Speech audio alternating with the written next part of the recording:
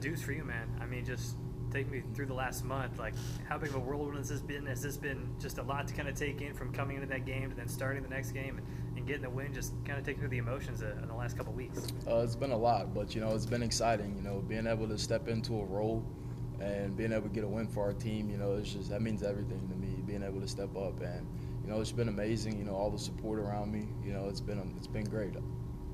Deuce, what's the biggest difference between playing football in Bowling Green and playing football in the FBS?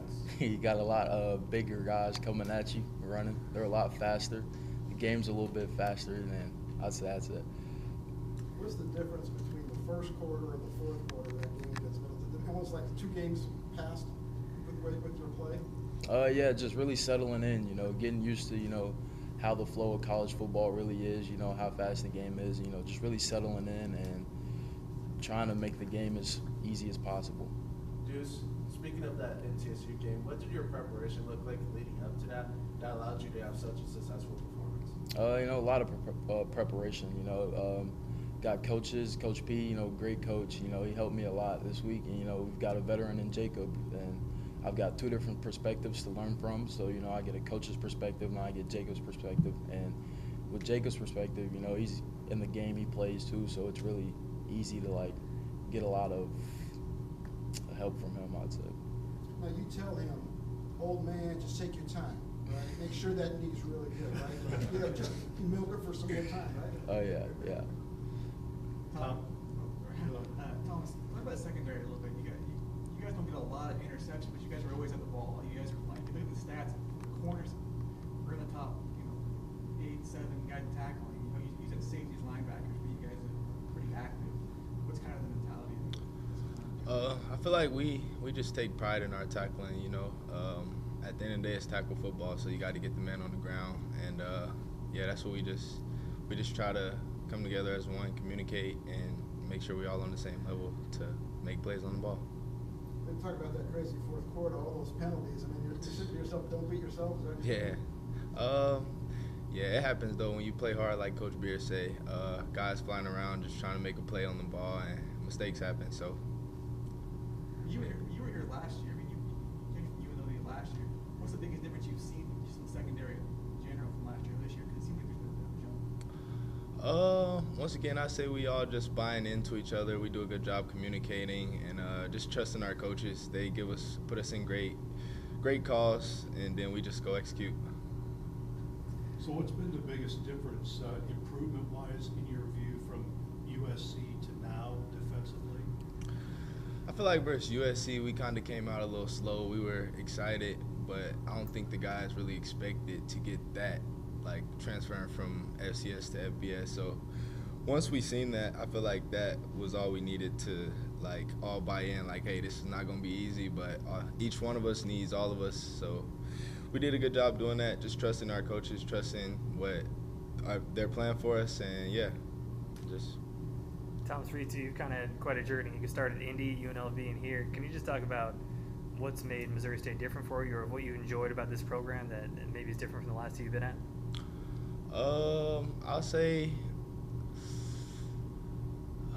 Could you say that question one more time, please? Yeah, just you went JUCO, then went to UNLV, come back here. Every program's a little different, but what's kind of stood out for you in Missouri State? Maybe something that they do different that you enjoy, or just something about this program that has made you enjoy playing here? I feel like our coaches really just trust our players a lot. They don't shy away from anything. If how do I put this? I don't know. I would just say it's really all the same thing. It's football, but for me personally, I would say me redshirting last year and me just learning the plays more and getting more comfortable with the coaches and just the scheme, I feel like it just helped me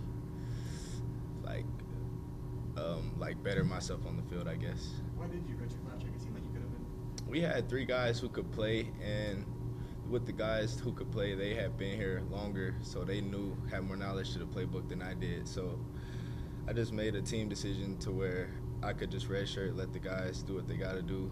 And we ended up being pretty good, but they had left, and now I'm still here playing, so helping keep winning. Deuce, I wanted to talk to you a little bit about what I think a lot of people talk about when they saw you play for the first time, and that's how elusive you are in the offensive backfield. How much did you run it in high school? Because I was looking back through your numbers. You were a 10,000-yard passer in high school at Bowling Green, but rushed for about 1,100 yards. Did you stay more in the pocket as a high school quarterback? Yeah, I'd say that's like more my style. It's just passing.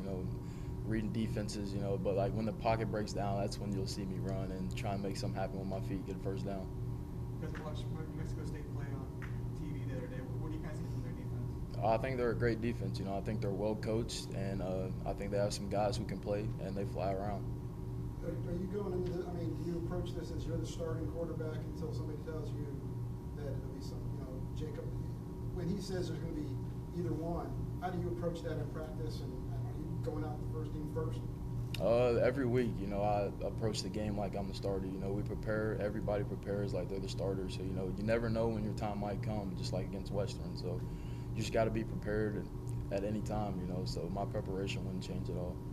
Deuce kind of talked about Jacob's mentorship a little bit, but right after the game, on national TV, he comes out, gives you that hug, says a little something to you. Can you kind of talk a little bit more about that moment? I don't know if you took it in as much as some other people because you were coming off the field after the win like that, but just how cool is that for you guys? It was really cool. It really meant a lot to me, because that whole week, Jacob was just he was in my corner the whole time, making sure I was good, making sure I knew what I was doing, and he really helped me a lot. So, him just coming up to me after the game, congratulating me, it really meant a lot.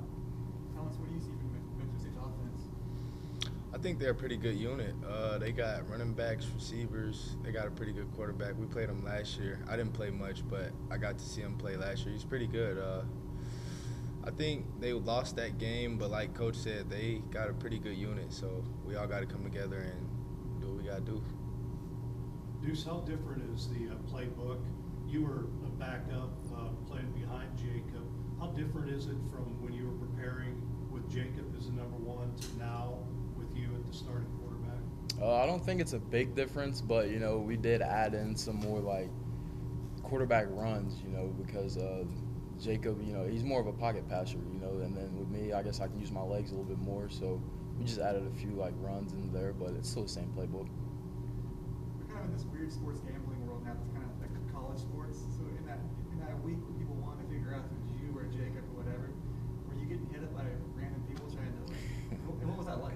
Yeah, I had a lot of texts before the game of a bunch of random bettors just wondering what was going on. I got a few texts after the game that weren't the greatest, but that comes with college football, I guess, now in this betting world. But yeah.